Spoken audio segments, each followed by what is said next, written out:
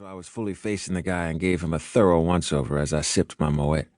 I had to admit, there was a lot to like there. He must have been a few inches over 6 feet because he was a full head over my 5 feet and 8 inches. He was big, too.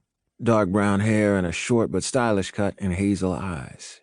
His mouth was small but perfectly shaped, and at the moment the corners were tipped up into a tiny grin while he stood there letting me run my eyes all over him. I had an urge to push up and nip on that bottom lip, just to see what he would do. Instead, I kept looking further down his very large body and barely withheld a sigh.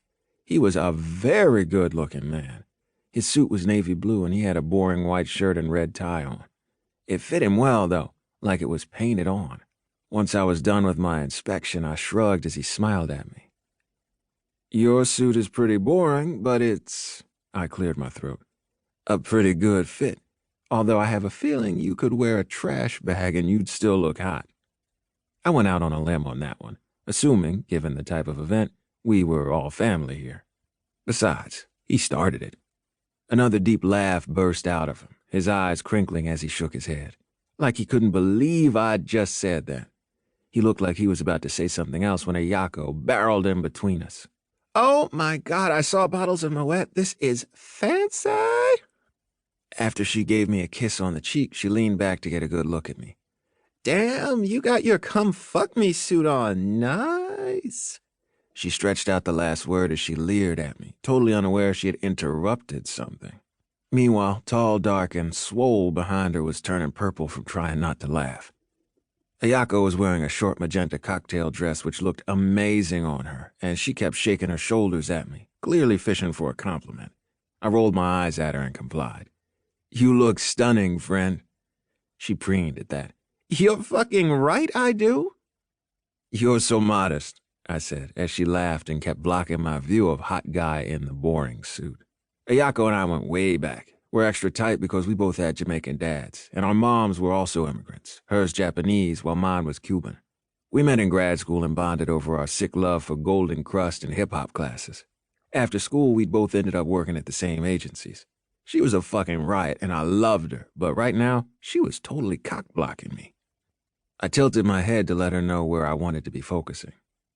"Hey, hon, I was just about to ask the gentleman behind you for his name before you parked your luscious ass on the stool between us, that is."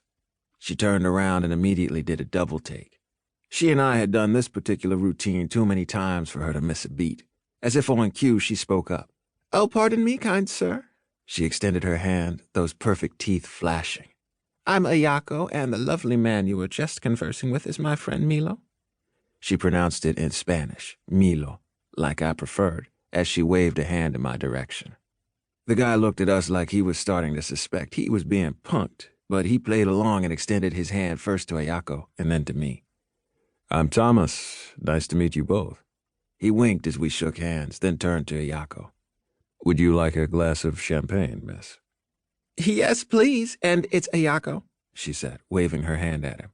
"It's an open bar. We'll be on a first-name basis soon enough." He chuckled at her and nodded. "Fair enough. Give me a minute." Then he looked at my empty flute and raised an eyebrow. I lifted my glass to let him know a refill would be much appreciated. While he turned to get our drinks, Ayako tried to engage in a silent conversation with her eyeballs that I had no hope of understanding, even as sober as I was.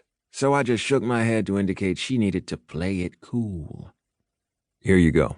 He passed around flutes and lifted his own glass. "To kind strangers." We all lifted our glasses in a toast and drank in silence. After a moment, my mind started to wander. How was a man this hot and seemingly socially competent here by himself? He had to be waiting for someone to join him and just be killing time with me.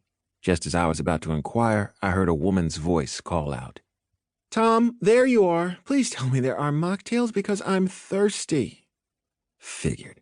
The three of us turned in the direction of the voice, and I saw a very beautiful and very pregnant woman dressed in a stunning purple silk gown walking towards us, holding hands with an equally dashing man. I noticed the matching wedding bands they were wearing and immediately felt annoyed at the butterflies fluttering in my stomach when I realized she probably wasn't carrying Thomas, who I'd only met 5 minutes ago's baby. The man in question waved over the new arrivals. "Hey guys, thanks for saving me from sitting through dinner with boring rich people."